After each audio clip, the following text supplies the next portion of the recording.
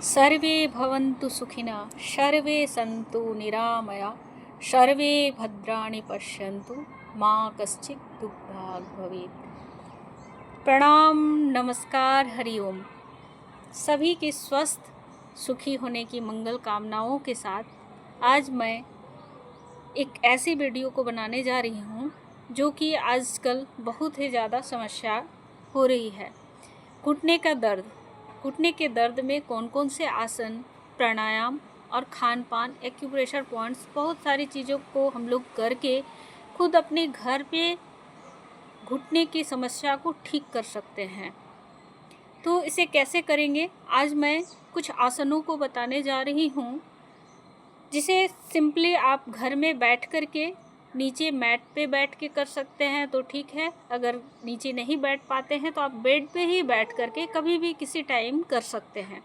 इसे करने के लिए सबसे पहले आप बेड पे बैठें या नीचे बैठें मैट पर भी, शरीर को सीधे रखते हुए, रीढ़ की हड्डी को सीधे रखते हुए पैरों को दोनों को फैला लेंगे। दोनों हथेलियों को पीछे अपने नितंब के पीछे रख लेंगे। दोनों अंगुलियों को एक साथ नीचे ऊपर नीचे ऊपर इस तरह से स्टार्टिंग में 5 बार से करें। फिर ऊपर नीचे पंजा को ऊपर नीचे करेंगे, इसे भी 5 बार। फिर इसे घुमाएंगे क्लॉकवाइज और एंटी क्लॉकवाइज, ये भी 5 बार करेंगे। फिर दाहिने पैर के जंघा के नीचे दोनों हाथ को फंसाएंगे और बाएं पैर को सीधे रखते हुए दाहिने पैर को जितना हो सके अपनी तरफ मोड़ें, सीधे अंदर तरफ, और जितना हो सके पूरा सीधा करने का कोशिश करें। पूरा मोड़ेंगे, पूरा खोलेंगे। इस तरह से 5 बार इसे मोड़े खोले, फिर इसे भी 5 बार मोड़ेंगे, खोलेंगे। अब इसी में थोड़ा सा और इसे बांधते हुए ऊपर की ओर ले जाएंगे और फिर नीचे लाएंगे, ऊपर ले जाएंगे, नीचे आएंगे, ये भी 5 बार। फिर इसे भी ऊपर नीचे, ऊपर नीचे। अब दाहिने पैर के पंजे को घुमाएंगे, बाएं जंघा पे रखेंगे, पंजा को पकड़ेंगे और सीधे से घुमाएंगे, फिर उल्टे से घुमाएंगे, क्लॉकवाइज एंटी क्लॉकवाइज। बाएं पैर को भी उसी तरह से दोनों पैर में घुमाएंगे, इस तरह से।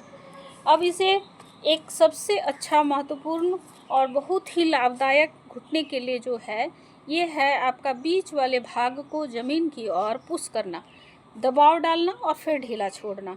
जैसे इस तरह से दबाव डालें, फिर ढीला छोड़ें, फिर दबाव, मतलब इसे लगातार करने का प्रयास करें। दबाव डालेंगे, छेड़ेंगे, सोचें कि आप अपनी तरफ खींच रहे हैं घुटने को और छोड़ रहे हैं, खींच रहे हैं, छोड़ रहे हैं। इस तरह से 21 बार से शुरू करेंगे और फिर धीरे धीरे इसे बढ़ाते हुए 1 से 2 मिनट तक रोज़ करने का प्रयास करें जिनको घुटने की समस्या है। नहीं तो ऐसे नॉर्मली 20 बार 50 बार तक कर ले तो ठीक है। अब इसे एक तौलिए के सहारे भी करने से बहुत लाभ होता है।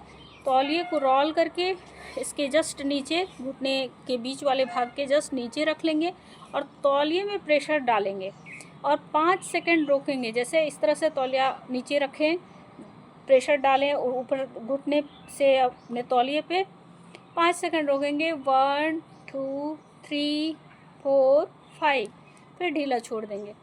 ये इस तरह से हम इसे 10 बार से शुरू करें और फिर 15-20 बार तक करने का प्रयास करेंगे। देखेंगे इसमें आपके घुटने के लिए, घुटने के दर्द में बहुत राहत मिलेगा।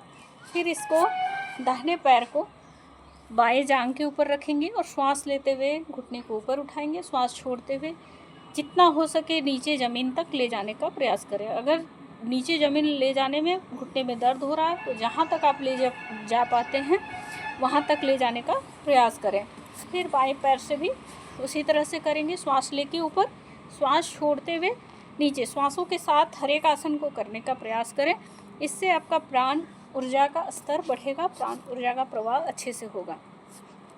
अब इसको तितली आसन करने का प्रयास करेंगे। ज़्यादा दर्द हो तो उसे अपनी सुविधा अनुसार देख लें, और नहीं तो आप दोनों पैरों को जितना हो सके अपने मूलाधार के सामने अंदर तक दोनों पंजों को लाने का प्रयास करें। रीढ़ की हड्डी को सीधे रखेंगे और पंजे को धीरे धीरे आराम से चलाने का प्रयास करेंगे।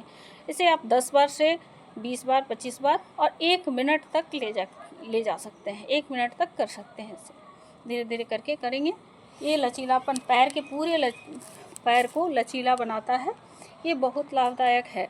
अब इसी में एक आसन और करेंगे। जैसे बाएं पैर को सीधा रखें, दाहिने पैर को ऊपर की ओर से पकड़ेंगे और इसे अपने जितना नज़दीक ला सकते हैं नज़दीक लाने का प्रयास करें। फिर इसे ढीला छोड़ेंगे, फिर बाएं पैर को भी जितना नज़दीक ला सकते हैं लाएंगे, छोड़ेंगे। इस तरह से इसमें 5 बार, इसमें 5 बार, दाहिने बाएं दोनों से।